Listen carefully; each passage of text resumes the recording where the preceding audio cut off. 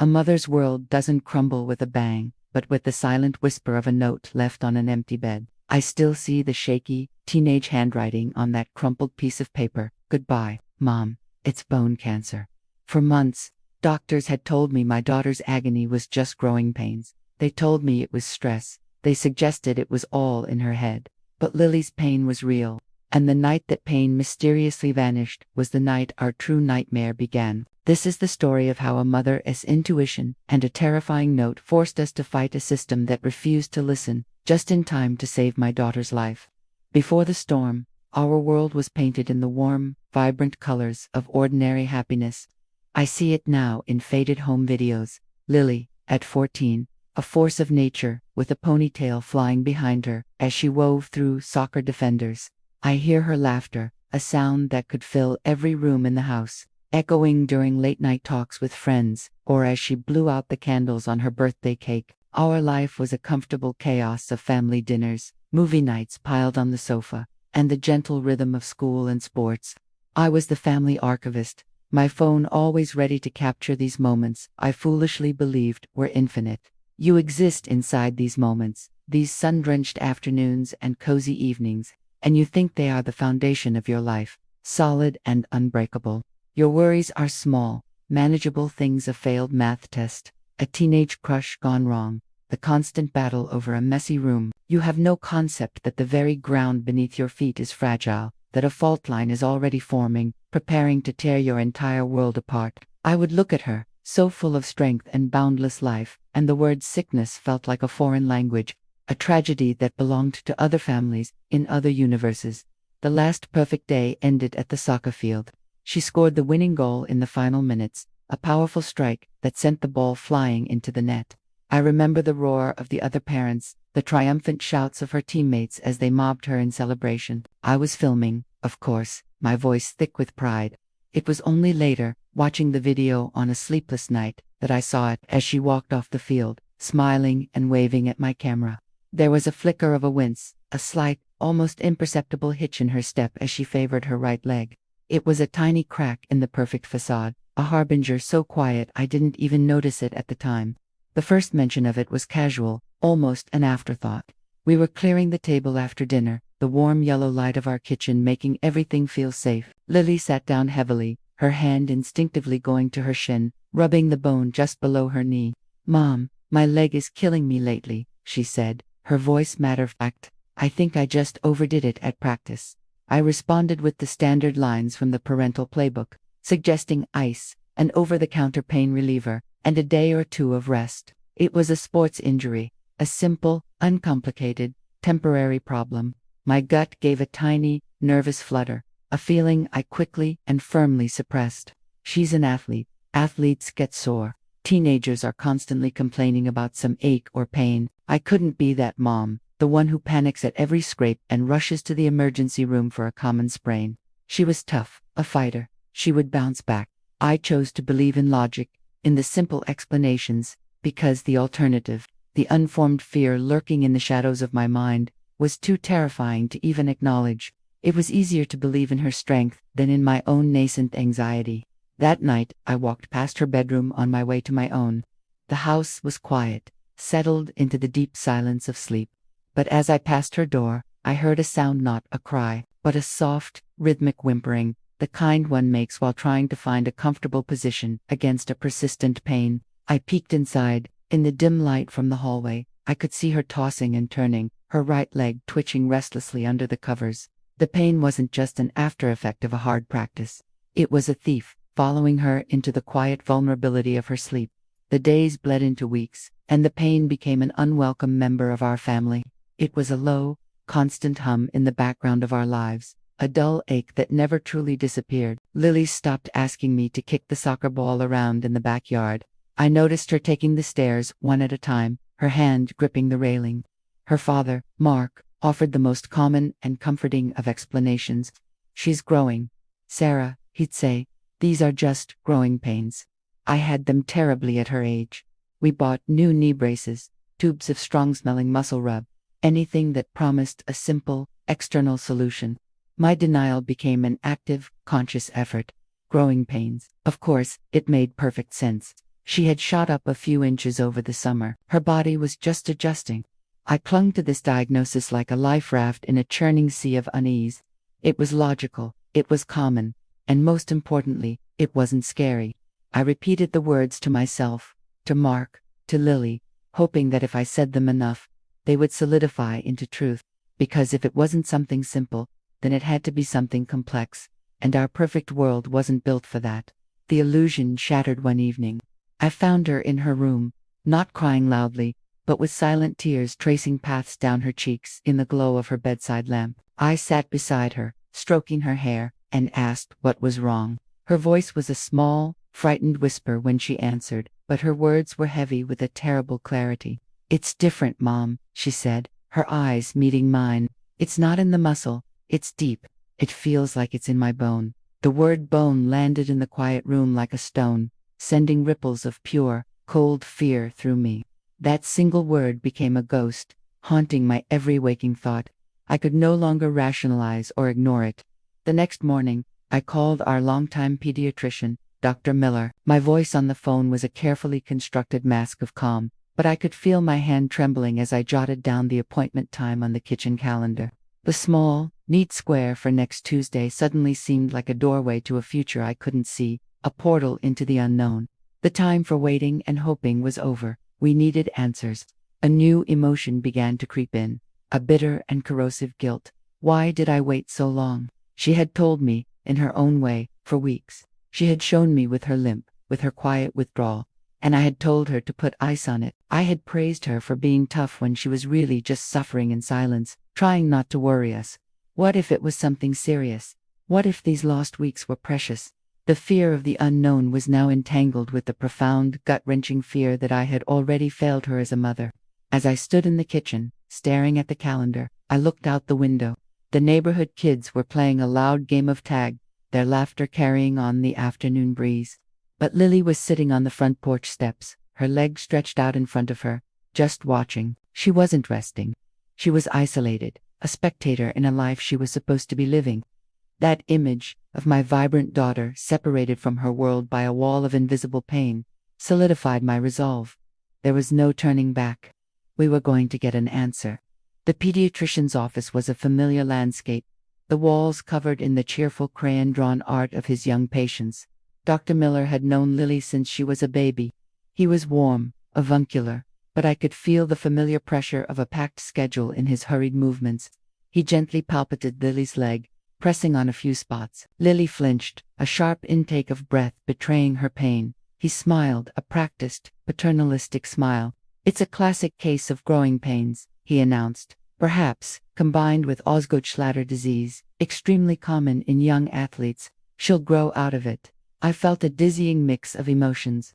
Relief, sharp and immediate, washed over me. He's the doctor. He knows. Growing pains. Okay, I can handle that. But beneath the relief was a current of profound disappointment. It felt too easy, too dismissive. He hadn't truly listened to the nuance of her pain, the story her tears told in the dark of her room. I felt foolish, like I had overreacted, another anxious mother taking up his valuable time. His diagnosis was meant to be reassuring, but it felt like an invalidation. As we were about to leave, a final surge of intuition made me turn back. "Doctor," I asked, my voice smaller than I wanted it to be, "shouldn't we do an X-ray, just to be sure?" He chuckled, a soft, dismissive sound. "Mom, if I ordered an X-ray for every case of growing pains, the line at the imaging center would wrap around the block. There's no need to expose her to unnecessary radiation for this. Trust me." He handed me a prescription for a stronger anti-inflammatory, and that piece of paper felt both like a solution and a polite dismissal. The car ride home was unnervingly quiet. I tried to inject some cheer into the atmosphere, repeating Dr. Miller's words like a mantra. "See, everything is going to be fine. Just growing pains." But the words felt hollow, like a story I was telling myself. That night, long after the house was asleep, I found myself in front of my laptop. I typed his words into the search bar: Osgood-Schlatter disease, severe nighttime growing pains. I fell down the rabbit hole of medical forums and parent support groups, my anxiety growing with every click. My initial relief had completely evaporated, replaced by a gnawing, persistent doubt. Trust me. Why did those two words, meant to comfort, feel so unsettling. He spent a total of 10 minutes with us. 10 minutes to diagnose a pain that had been consuming my daughter's life for months. How could he be so certain? What if he was wrong? The anger began to build, not just at him for his swift dismissal, but at myself for not pushing harder, for allowing him to make me feel small. In the dim blue light of the screen, scrolling through endless posts, one caught my eye. It was from a mother, and her story was a chilling echo of our own. A young athlete, a mysterious leg pain, a confident doctor diagnosing growing pains. The post was 2 years old. It ended with a single paragraph that made the blood in my veins run cold. We trusted him for 6 months. We did the physical therapy. We gave her the pill. By the time they finally did an X-ray, it was too late. Whatever you do, don't let them tell you this kind of pain is normal. We followed the doctor's orders, of course. I scheduled appointments with a physical therapist, a bright, energetic man who was confident he could solve the problem. Twice a week, I would sit on a cold plastic chair and watch him guide Lily through a series of stretches and strengthening exercises.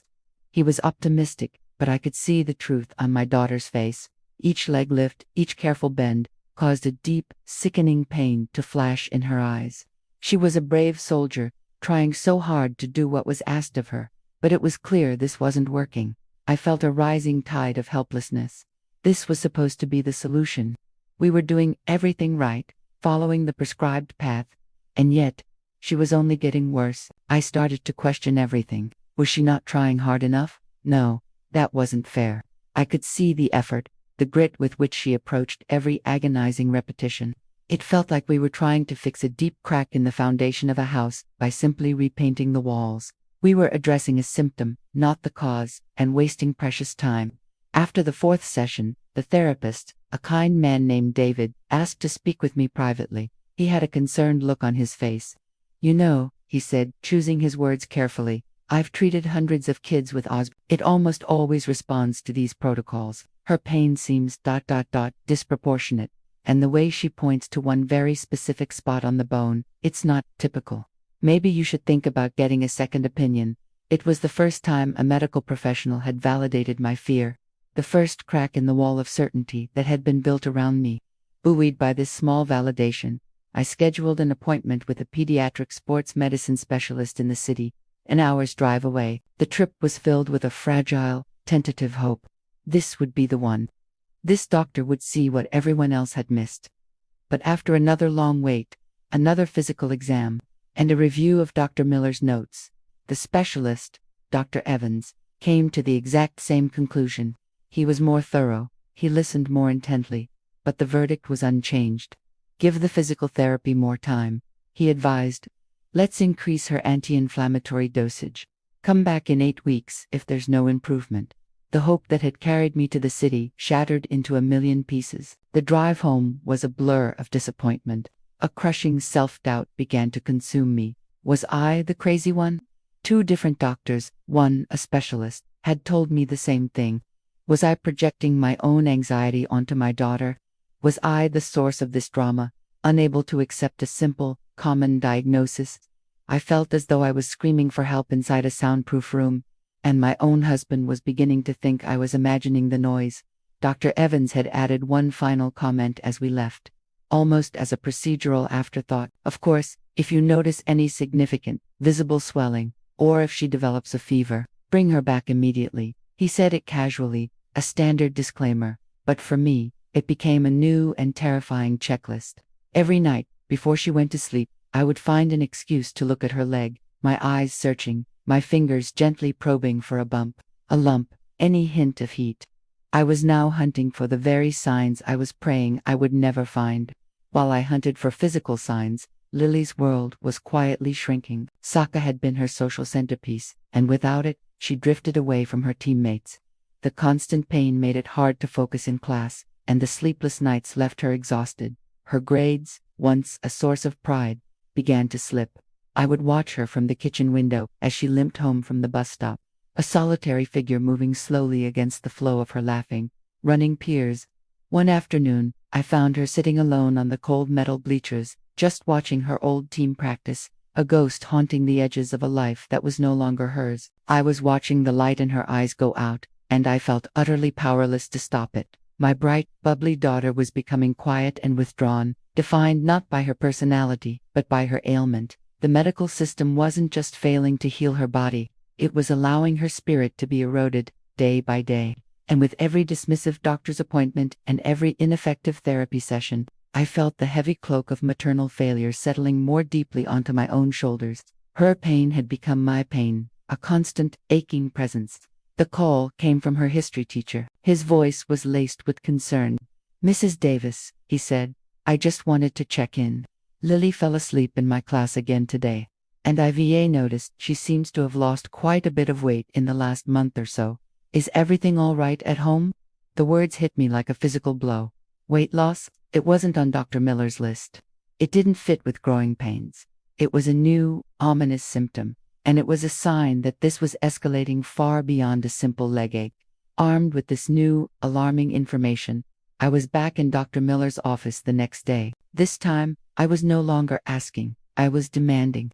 I laid out the facts: the persistent, worsening pain, the failure of physical therapy, the profound fatigue, the weight loss. He listened with an air of strained patience. When I finished, he leaned back in his chair, steepled his fingers, and shifted his strategy. "You know, Sarah," he said, his voice dripping with condescension, "sometimes the stress of being a teenager can manifest in physical ways. It might be time we consider a mental health evaluation for Lily. Her pain could be A supernova of rage erupted in my chest. It was the ultimate invalidation. He was suggesting my daughter was inventing this, that her agony was a fiction created by a troubled mind, or worse, that I was the cause. He would rather believe we were mentally unstable than admit he could be wrong, than order one simple, inexpensive test. The sheer arrogance of it was breathtaking. In that moment, he ceased to be her doctor, and became an obstacle, an adversary standing between my daughter and the truth. I snatched the psychologist's referral from his hand, my knuckles white. I didn't say another word. I walked out of the exam room, down the sterile hallway, and out into the clean air of the parking lot. I found the first trash can I could see and shoved the piece of paper deep inside it. I didn't need a psychologist. I needed a doctor who would listen. I knew, with a certainty that resonated in my very soul, that this was not in her head. The battle had changed. It was no longer just against an unknown illness. It was against the very system that was supposed to protect us. The strain began to fracture our life at home. My single-minded focus on Lily's health felt like an obsession to my husband. Mark, stressed from work and tired of the constant tension, finally snapped. "Two doctors have said the same thing, Sarah," he yelled one night, his voice echoing in the tense quiet of the house. "You're dragging her to appointment after appointment, treating her like she's fragile, like she's dying. Maybe Miller is right. Maybe you're the one making this a bigger deal than it is." The door slammed, and I was left standing alone in the kitchen, the silence ringing with his accusation. I had never felt so utterly alone. The one person who should have been my partner in this fight, my anchor, thought I was losing my mind. No one believed me. Not the doctors, not my husband. I was fighting for our daughter, and in their eyes, I was the villain, the hysterical mother. A sliver of doubt, ugly and poisonous, crept back in. What if they were right? What if I was wrong? Was I destroying my own family in pursuit of a ghost? That night, I cried myself to sleep, a solitary soldier on a battlefield no one else could see. In the dead of night, a strange sound woke me. It was a faint, rustling noise. I slipped out of bed and went to Lily's room. She was sitting bolt upright in bed, her pajamas soaked through, her forehead gleaming with sweat. The room was cool, but she was drenched as if she'd just run a marathon. I placed my hand on her forehead. It was clammy. Night sweats. I remembered the words of the specialist, Dr. Evans: swelling, fever, and night sweats. Another red flag, another sign on a list that was growing terrifyingly long, and still, no one was listening. The dam of my composure finally broke in the most mundane of places, the driver's seat of my minivan in a supermarket parking lot. After another morning spent chasing shadows online, I was hollowed out, an empty shell of the mother I used to be. The sheer, crushing weight of it all, the dismissals, the doubt, my husband's frustration, Lily's fading light, it all came crashing down. I pounded my fists against the steering wheel, my throat raw from sobs that felt wrenched from the deepest part of my soul. I was failing my daughter, and I had absolutely no idea what to do next. In that moment of complete surrender, adrift in a sea of despair, my phone rang. The caller ID read Northwood Middle School. It was the school nurse. Her voice was calm but firm. "Mrs. Davis, you'll need to come pick up Lily. She had a bit of a fall in the hallway. She's okay, but she said something strange. She said her leg just gave out from under her." The words cut through my tears, silencing them with a new, sharper fear. The leg wasn't just hurting anymore. It was failing. The nature of this beast had changed, becoming more aggressive, more undeniable. That night, sleep was an impossibility. The nurse's words echoed in my head. A leg that simply gives out. I went back to the laptop, but my search was different now. I was no longer a worried mother looking for reassurance. I was a detective hunting for a culprit.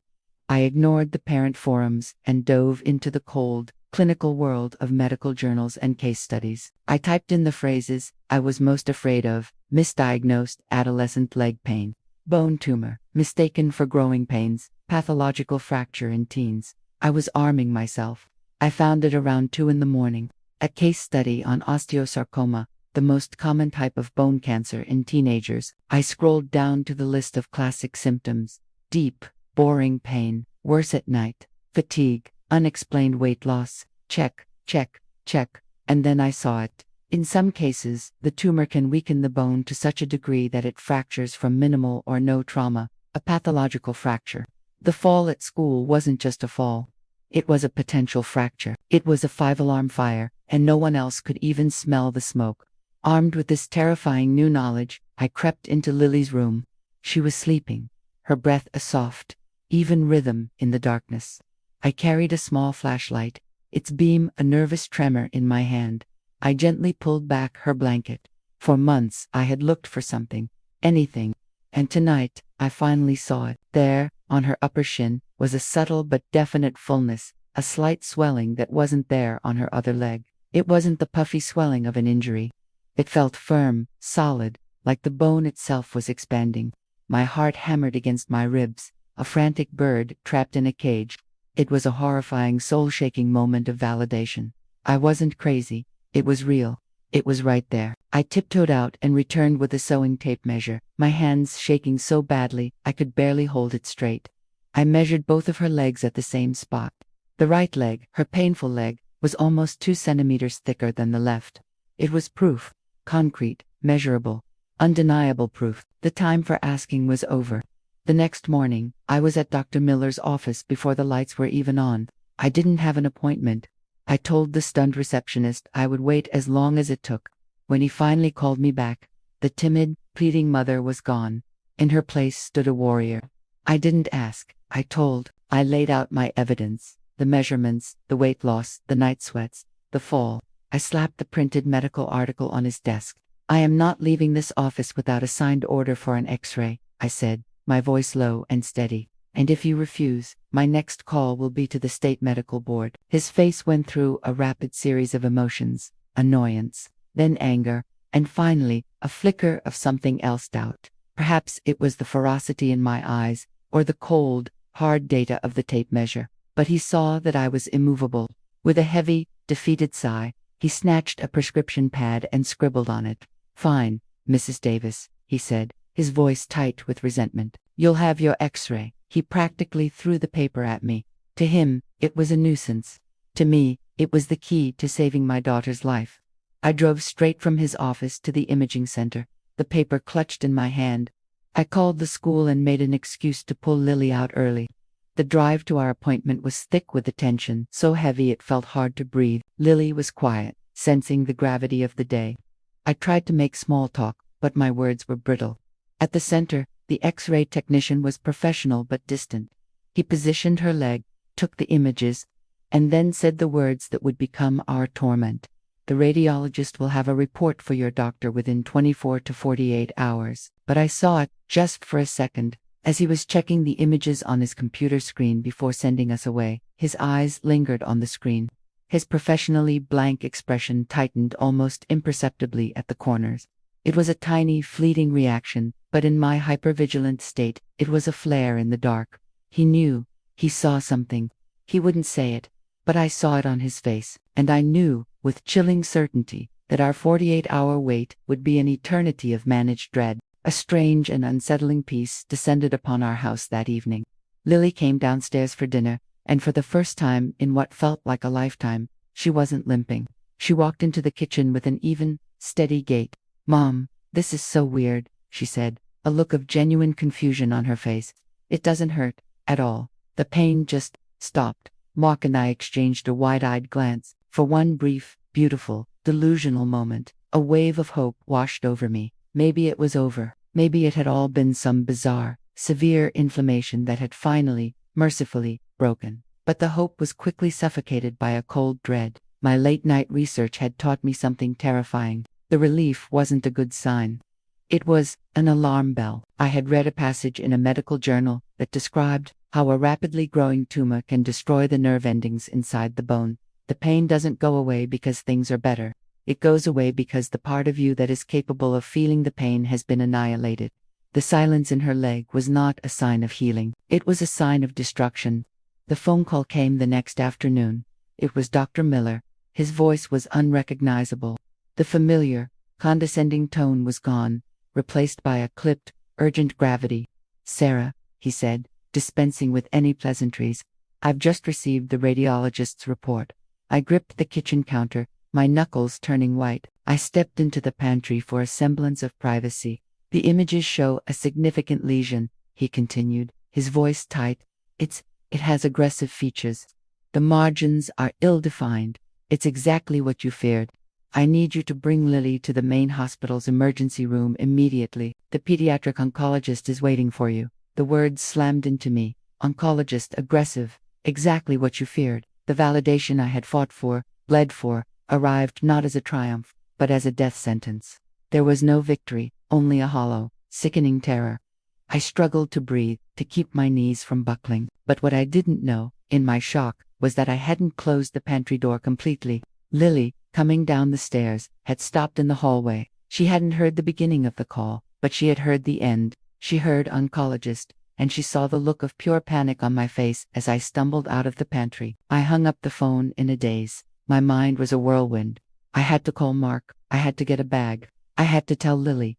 I took a deep, shuddering breath, trying to compose myself, to find the words. I walked up the stairs, my feet like lead, rehearsing a speech I never wanted to give. I pushed open her bedroom door.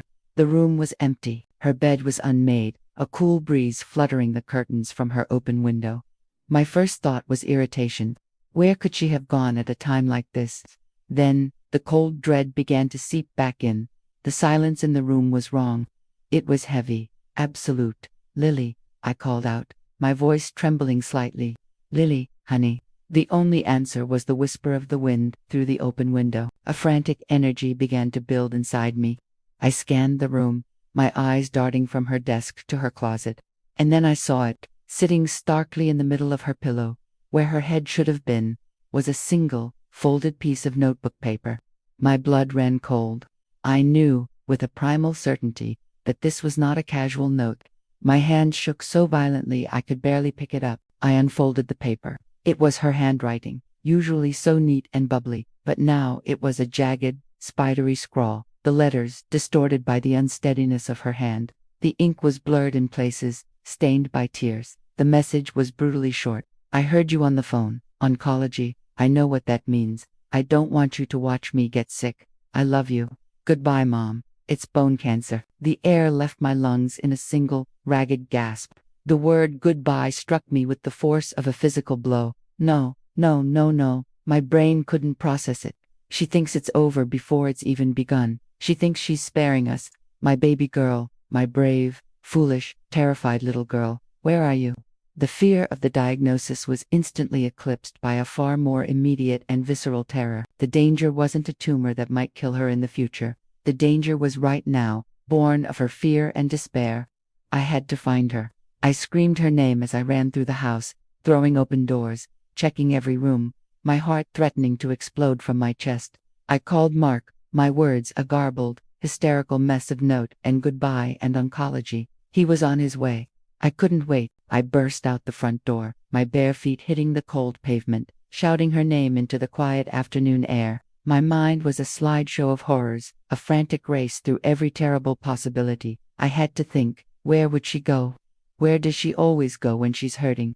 And then it hit me. The old oak tree at the edge of the woods behind our house. The tire swing her grandfather had hung there for her years ago. Her sanctuary, her hiding place. I ran, my lungs burning, branches whipping at my face. And then I saw her. She was curled up inside the tire, her arms wrapped around her knees, her small body shaking with silent sobs. I didn't yell, I didn't scold. I walked to her slowly, sank to the damp ground beside her, and wrapped my arms around her. We stayed like that for a long time, the world shrinking to just the two of us under the sprawling branches of the oak tree. Finally, her voice, muffled against my shoulder, broke the silence. I'm going to die, aren't I, Mom? The question, so raw and direct, shattered my heart. I held her tighter, pulling a strength from some reserve I never knew I possessed. I don't know what's going to happen, baby, I whispered, my voice thick but steady. But I know this. You are not alone. We are going to fight this. Together, every single step of the way. Mark found us there, a silent tableau of grief and resolve. Back in the house, the three of us sat at the kitchen table, the goodbye note lying between us like a sacred, terrible artifact. The divisions, the arguments, the doubts, they all dissolved. We were a unit now, a three-person army. We explained to Lily that oncology was just the name of the place where we would get the answers and the weapons to fight. We didn't lie to her, but we framed it as a battle, a war that we would wage as a family. In that small, quiet kitchen, the dynamic of our lives shifted forever. The terror was still there, a monstrous shadow in the corner of the room, but we were no longer cowering from it. We were looking at each other, drawing strength from one another. Lily's note, written in a moment of ultimate despair, had inadvertently become our declaration of war. Just then, my phone buzzed. A text from Dr. Miller's office. Dr. Peterson, the pediatric oncologist, is expecting you at St. Jude's. They are ready to admit her. The word admit made it final. The battle was about to begin. We packed a small overnight bag, each item feeling momentous, a favorite pair of soft pajamas, her dog-eared copy of Harry Potter, a phone charger. It felt like packing for a journey from which we might never truly return. The drive to the hospital was surreal.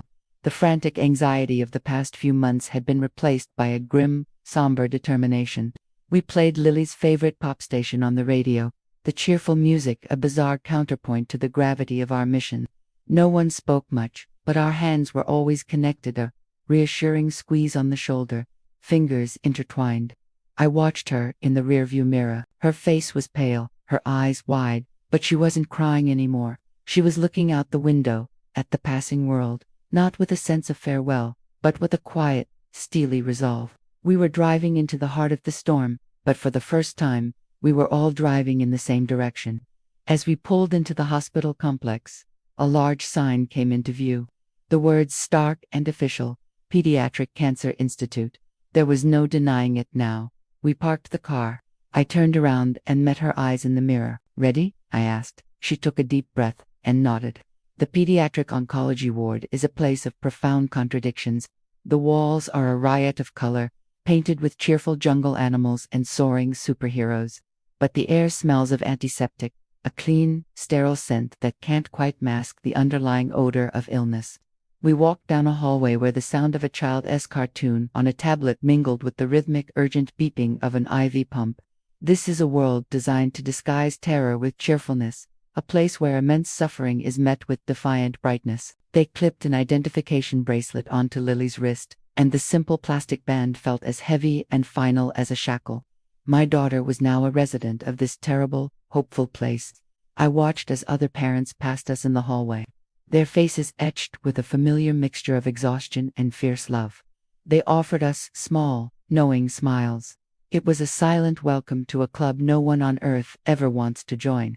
We were shown to her room, and on the whiteboard next to the bed, her name was already written in a neat, blue script. Below it, a list, plan, MRI, CT scan, blood panels, biopsy pending. The abstract fear had become a clinical, systematic, to-do list. The war had a headquarters. Our commanding officer arrived a short time later. Dr. Peterson was the antithesis of Dr. Miller. He was calm, unhurried, and his eyes held a deep, compassionate intelligence. He didn't wear a white coat. He pulled up a chair so he was sitting at our level, and he spoke to Lily first, not about her, but to her. "Lily," he said, his voice gentle but direct, "we saw something on your X-ray that shouldn't be there. Our job now is to be detectives and figure out exactly what it is. Once we know its name, we can make a plan to get rid of it." For the first time in months, I felt a fraction of the crushing weight on my shoulders begin to lift. He saw her. He heard us. He was treating us not as a nuisance or a diagnostic puzzle, but as partners in this fight. The terror didn't vanish, not by a long shot, but it was no longer a solitary burden. I could feel myself surrendering control to this calm, confident man, and the surrender felt less like a defeat and more like a relief. He was a general taking command of a battle I was no longer strong enough to lead alone. He turned his tablet towards us, showing us the stark black and white image of the X-ray. "You see this area here?" he said, pointing to a cloudy, indistinct mass on her tibia. "We call this a sunburst pattern. It's a hallmark of a lesion that is behaving aggressively. The MRI will give us a much clearer picture of the tumor and show us whether it has spread into the surrounding muscle and soft tissue." That one phrase, "spread into the surrounding muscle," introduced a new, terrifying dimension to our fear. The enemy wasn't just in the bone.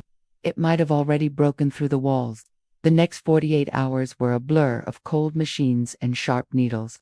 They wheeled Lily from one department to another, a relentless procession of tests designed to map every inch of her disease. The MRI was a claustrophobic tunnel filled with a deafening, rhythmic banging, a sound like a giant hammering from inside her own head. She had to lie perfectly still for an hour, and I held her hand through a small opening, whispering to her the whole time. Then came the CT scan of her chest, a silent, spinning donut of a machine that was searching for shadows in her lungs. Each procedure felt like a fresh violation.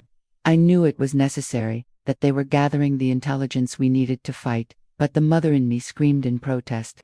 They were cataloging her, measuring her, puncturing her skin, and flooding her veins with radioactive dye. My job was to protect her, yet here I was, holding her down, telling her to be brave, while strangers subjected her to one invasive test after another. I had to actively suppress my most basic instinct in order to allow this necessary process to unfold, and the internal conflict was agonizing. During the chest CT scan, I stood behind the protective glass with the technician. He was quiet, his face a mask of professional neutrality, but I watched his eyes. I saw them narrow, just for a moment, as he focused on one particular slice of the image of her lungs.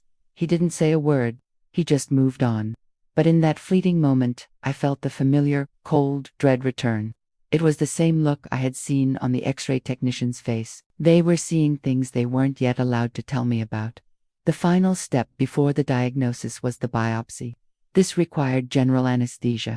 Handing my daughter over to the surgical team felt like the ultimate act of faith and terror. I walked beside her gurney as far as they would let me, to the large double doors of the operating suite. She looked so small, so vulnerable, her brave face finally crumbling into fear as they prepared to wheel her away. Mark and I then retreated to the surgical waiting room, a beige purgatory where time seemed to warp and stretch into an agonizing eternity. We sat for hours, sipping bitter coffee, staring at a monitor that tracked her progress with cold, impersonal updates, in prep, in OR, in recovery. In that room, the entire universe shrank to the size of that operating theater. They were cutting into her bone, the very source of her long nightmare, to retrieve a piece of the monster that lived inside, and upon that tiny fragment of tissue, our entire future, her entire future, would be decided. We didn't speak, we just held hands, our silent prayers a frantic, repeating loop. Finally, the surgeon appeared, his scrubs still on, his face tired but kind. "The procedure went well," he said, his voice low. "We got a good sample for pathology." He paused, and his next words chilled me. The bone in that area was soft, softer than it should have been. He explained the lab would have preliminary results in 24 hours, but the full, final report could take several days. The simple description of her bone as soft was a quiet, devastating confirmation that this was real. The monster was real. The day after the biopsy was a strange, suspended vacuum. Lily was groggy and in pain from the incision, sleeping for most of the day. There were no more tests to run, no more procedures to endure. There was only waiting. We tried to create a bubble of normalcy in the sterile hospital room, watching movies on a laptop, playing quiet games of cards, but a thick, unspoken tension permeated the air. Every footstep in the hallway, every time the door opened, our heads would snap up, our hearts leaping into our throats. This was a unique form of torture, the waiting, in the absence of facts. Your imagination, your greatest enemy, runs wild, filling the void with the most horrific scenarios. I found myself rehearsing the conversation in my head, preparing my face, my voice, for two starkly different realities. One, where the doctor says, "It's benign," and I allow myself to collapse in a wave of impossible relief. The other, where he says the word I'm dreading, and I have to somehow hold myself together for Lily. Dr. Peterson came by on his afternoon rounds. He was making small talk, checking on Lily's pain level, when his personal cell phone rang. He glanced at the screen and answered immediately. He listened for a moment, his friendly expression dissolving into one of quiet seriousness. He said only 2 words, "I understand." He hung up and turned to us, his eyes grave. "That was the pathologist," he said. "He wants to meet with me. I'll be back shortly." The abruptness, the shift in his demeanor, it was unmistakable. The waiting was over. He returned 20 minutes later and asked Mark and me to join him in a consultation room down the hall. My blood turned to ice. You don't get good news in a small, windowless room with a box of tissues on the table. This is where worlds are unmade. I held Mark's hand so tightly our bones ground together. I tried to build a wall around my heart, a fortress to withstand the coming blow, but I knew it was useless. The silence in the room was a physical presence, pressing in on us. Dr. Peterson sat opposite us. He opened Lily's file, but he didn't look at it. He looked directly at me, then at Mark. He took a slow, deliberate breath. Then he said the words I had fought to hear, and the words I had prayed I would never hear. "The pathology has confirmed our suspicions," he said, his voice laced with a gentle sorrow. "Lily has a high-grade osteosarcoma." The clinical, precise words hung in the sterile air, and in that moment, the entire world tilted on its axis. He didn't let us drown in the shock. He immediately shifted from delivering the verdict to outlining the war. For the next hour, he became our teacher. He drew diagrams on a whiteboard. He explained what high-grade meant: fast-growing and aggressive. He laid out the standard treatment protocol, a brutal but effective roadmap.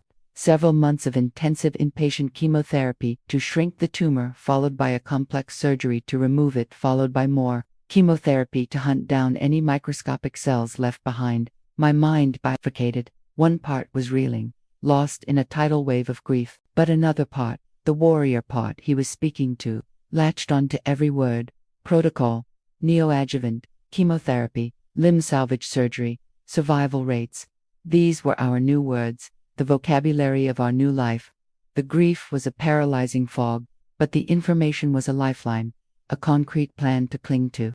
He gave us statistics, probabilities, and a schedule. He gave Artera a structure. Then, he brought up the results of her chest CT scan. "The good news," he said, and I held my breath, "is that we see no definitive evidence of metastasis in her lungs." A small, sharp sob of relief escaped my lips, but he continued, "However, there are a few tiny, indeterminate nodules. They're too small to be cancer. They could be anything, but we will be watching them very closely. The systemic chemotherapy should, in theory, take care of them regardless." The immediate threat of spread had receded, but a shadow of it remained, a constant low-level hum of fear. Returning to Lily's room was the hardest walk of my life. Dr. Peterson came with us. He knelt by her bed, bringing himself to her eye level once more. Gently, honestly, he told her. He explained that they now had a name for what was causing her panosteosarcoma. He told her it was a type of cancer, and that he and his team had a very strong plan to fight it. Lily listened, her face growing pale, her eyes fixed on his. She was silent for a long moment. Then she asked her first question. It wasn't, "Am I going to die?" It was a small, trembling whisper. "Will I lose my hair?" That question, in all its 14-year-old innocence, broke me. Her world had just been turned upside down, her mortality thrown into question, and her immediate fear was about her appearance, about being different from her friends. It was the most heartbreakingly normal, teenage thing she could have said, and the answer was yes. Yes, you will lose your hair. Yes, your life is about to become a series of poisons and surgeries. Yes, to all of it. And all I could do was take her hand and nod. The tears I had been holding back finally streaming down my face. The pace accelerated with dizzying speed. There was no time to process, only to act. The next day, she had a minor surgery to implant a portacath in her chest, a small plastic disc under her skin that would serve as a permanent gateway for the chemotherapy drugs. 2 days later, the first dose arrived. A nurse came in wearing a full protective gown, gloves, and a face shield, as if she were handling nuclear waste. The chemo drug was in a thick plastic bag. It was a violent, chemical red. We all watched in silence as she connected the tube to Lily's port. The war was beginning. I watched the first red drops slide down the clear tube and disappear into my daughter's body. I was witnessing a terrible paradox, a life-saving poison. Every single drop was a promise of a future and a guarantee of immediate suffering. It was the most fundamentally unnatural thing a mother can witness. My every instinct screamed to rip the line out, to protect her from this toxic invasion. But I knew this poison was our only hope. I was willingly sacrificing my child to the fire, praying she would emerge whole from the other side. The nurse had warned us the first night would be the worst, and she was right. A few hours after the infusion ended, a violent wave of nausea hit Lily. The anti-sickness medications were no match for the chemical assault on her body. She was horribly ill all night, racked with vomiting and debilitating weakness. I spent the night on the cold bathroom floor with her, holding her, wiping her face with a cool cloth, whispering nonsense, anything to let her know she wasn't alone in her misery. This was the reality of the fight, stripped of all clinical language. In the darkest hour of the night, her fever spiked. The monitors beside her bed, which had been beeping softly, suddenly shrieked into a high-pitched, steady alarm. A team of nurses rushed in. A fever during chemotherapy is not just a fever. It's a potential sign of neutropenic sepsis, a life-threatening emergency where the immune system has completely collapsed. We had barely begun our first battle, and we were already facing a mortal threat. This was the brutal nature of the war we had just entered. 2 weeks later, it began, the moment Lily had dreaded. Her beautiful, thick brown hair started to fall out. At first, it was just a few strands on her pillow in the morning. Then, it came out in clumps in the shower, clogging the drain. Each lost strand felt like a small death. After a day of quiet tears, she looked at me in the mirror, a new resolve in her eyes. "I'm done waiting for it to happen," she said. "Will you shave it off?" In the small hospital bathroom, with shaking hands, I took an electric razor and did the hardest, most loving thing I've ever done. I cried as I did it, the soft brown locks falling around her feet. I was shaving away a piece of her identity, of her childhood. But as more of her scalp was revealed, I saw something else emerge. Not weakness, but strength. The beautiful, determined shape of her face, the fire in her eyes, were now unobscured. This wasn't a surrender. It was an act of defiance. She was taking control of the one thing she could, refusing to let the disease take her hair from her passively. She was becoming a warrior. After 3 months of this brutal chemotherapy regimen, it was time for the next great battle, the surgery. A new MRI showed that the tumor had shrunk by more than 50%, a phenomenal response. The orthopedic oncology surgeon told us that limb salvage surgery was possible. It would be a massive 10-hour operation to remove nearly her entire tibia and replace it with a custom-made titanium prosthesis.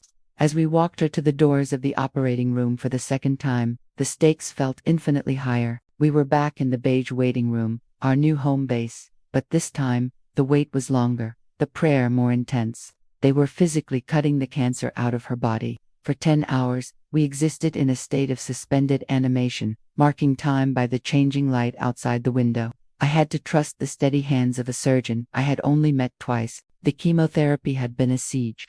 This was the direct assault. "Please," I prayed to a God I wasn't sure I believed in anymore. "Get it all. Please give her back her leg. Please give her back her life."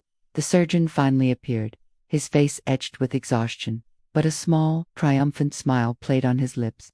"We got it," he said, and the words were the most beautiful I had ever heard. We removed the entire tumor with clean margins. I collapsed into Mark's arms, sobbing with a relief so profound it was physically painful. But then the surgeon added the final, crucial piece. "The pathology lab will now analyze the entire tumor. The percentage of necrosis, the amount of cancer cells the chemo killed will tell us how well the treatment is truly working. That number is the single best predictor of her long-term prognosis." The battle was won, but the outcome of the war still hung on a single, terrifying number. Lily woke up from the surgery in a fog of pain and morphine. The cancer was gone, the tumor physically cut out of her body, but a new mountain rose before us. Her leg, now home to a long titanium rod, was swaddled in bandages and connected to drainage tubes. The pain was immense, but it was a different kind of pain. It was the productive, clean pain of healing, not the insidious, gnawing pain of disease. The hospital had become our home, and the road ahead was daunting. Months more of cleanup, chemotherapy, and a grueling physical therapy journey to teach her body how to walk again. The war had been won, but the occupation had just begun. I sat by her bedside and watched her sleep, a profound sense of relief, mingling with a bone-deep exhaustion. The physical tumor was gone. I repeated the phrase to myself like a prayer, but the ghost of it remained, in the long road of recovery that stretched before us. Seeing her grapple with this new pain, with the frustration of a body that no longer obeyed her commands, was its own special kind of agony. The battle hadn't ended in the operating room. It had simply moved to a new front. The pathology report arrived 2 days later. It was the number that would define her future. Dr. Peterson came into the room, and for the first time, he was smiling without reservation.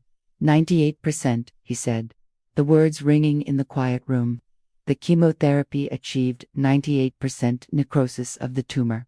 It was an incredible result, far better than they had hoped for. It placed her in the very best prognostic category.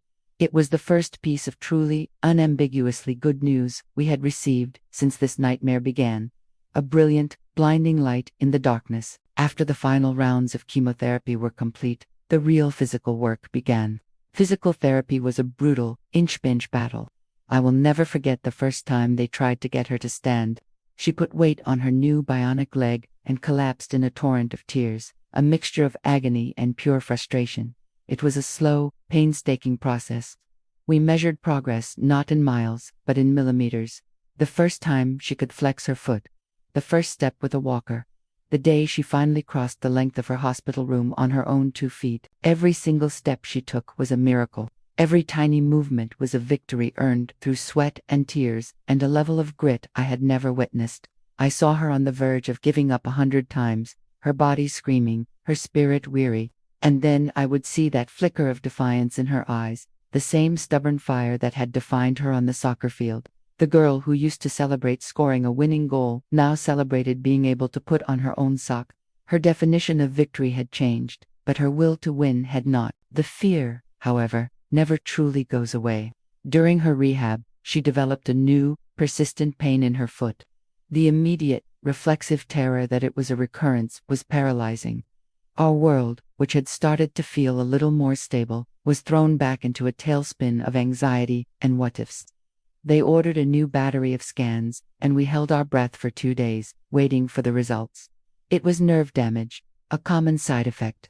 The relief was immense, but it was a stark reminder that we would now live our lives in 3-month increments, from one scan to the next. And then, the day came. Her very last infusion of chemotherapy. There is a tradition on the oncology ward. When a patient finishes their treatment, they get to ring a large, brass bell mounted on the wall. The hallway was filled with the doctors, nurses, and therapists who had become our family. Lily, still thin and bald, but standing tall on her crutches, made her way to the bell. She took the rope, and with all her might, she rang it 3 times. The sound, deep and resonant and clear, echoed through the ward. The hallway erupted in cheers and tears. That sound was the sound of survival. It was the sound of hope made real. Each chime was for a night spent in hell, for every tear she cried, for every moment she wanted to give up but didn't. It wasn't an ending, not really, but it was the end of the beginning. She had made it. We had made it. I hugged her, and in that moment, all the pain and fear of the past year coalesced into a single, overwhelming feeling: gratitude, pure, unadulterated gratitude, for the sound of that bell. Leaving the safety of the hospital was its own kind of terror. For nearly a year, we had lived with the constant reassurance of monitors and the immediate presence of medical experts. Now, we were on our own.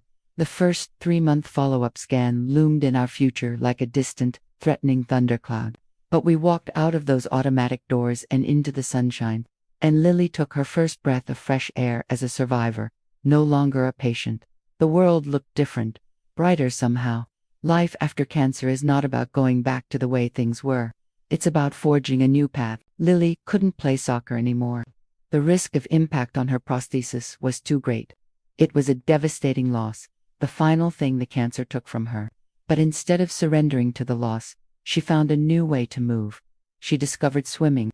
In the quiet, buoyant world of the water, she was weightless and powerful, her long scar a silver reminder of the battle she had won. She joined the school swim team, trading her cleats for a cap and goggles. I realized then that victory wasn't about the absence of scars or the return to a former life. Victory was in the adaptation. It was in her resilience, in her ability to find a new joy, a new strength, in the wreckage of the old. She wasn't the girl she was before cancer. She was someone new, someone stronger, someone who understood the profound, precious gift of a body that could simply move through water, free and alive. My own life couldn't go back to normal, either. The rage I had felt toward the system that had failed us, the helplessness of those early months it had to go somewhere. I started a blog. I wrote our story down. Every painful, frustrating detail. I wrote about the dismissals, about the importance of a mother's intuition, about the subtle warning signs of bone cancer. It was an act of catharsis, a way to turn our pain into a purpose. The response was overwhelming. The blog was shared in online parent groups, and I began receiving emails from mothers and fathers all over the country. They were stories just like ours, parents with a nagging fear that something was deeply wrong, who were being told not to worry. My anger had found its purpose. It had become a tool, a lighthouse for other families lost in the same fog of medical uncertainty. One email, in particular, I will never forget. It said, "Because of your story, I demanded an X-ray for my son. They found the tumor yesterday. Thank you. You may have saved his life." About a year after Lily finished her treatment, a letter with a familiar return address arrived. It was from Dr. Miller. I opened it with a sense of trepidation. It was a 2-page, handwritten letter. It was an apology. He wrote that our case had haunted him, that he had read my blog, and that it had fundamentally changed the way he practiced medicine. He told me he would never again dismiss a parent's persistent concern, that our story was a permanent part of his conscience. The validation, coming so late, was still profoundly healing. It wasn't about being right. It was about creating change. It was about knowing that our suffering would prevent the suffering of others. It was a quiet, bittersweet closing of a circle. The letter reminded me that our story wasn't just about a medical failure.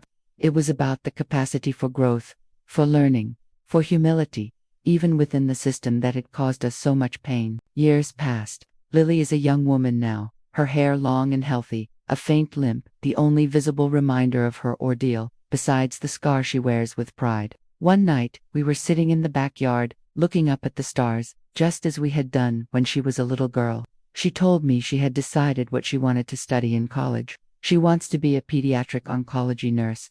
She wants to be the person who brings comfort, who explains the unexplainable, who holds the hands of children on their worst days. She took the ugliest thing that could ever happen and transformed it into her life's purpose.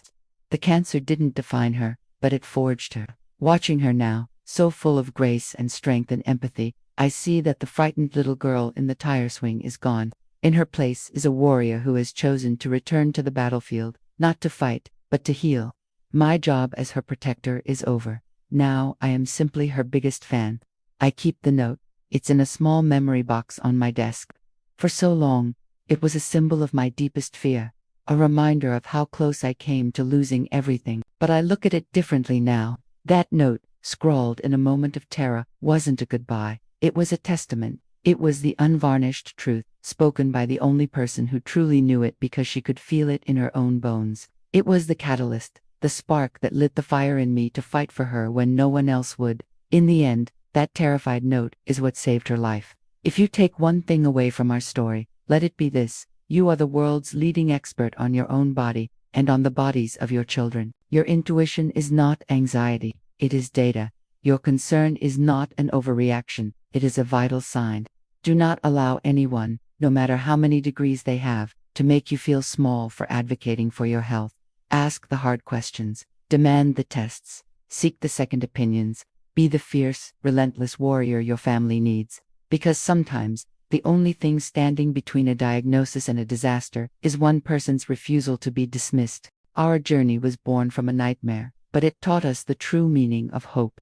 If our story has touched you, or if you are fighting your own battle for answers, know that you are not alone. The path to healing begins with the courage to make your voice heard. Please subscribe for more stories of resilience, advocacy, and the incredible power of the human spirit to overcome. Thank you for listening.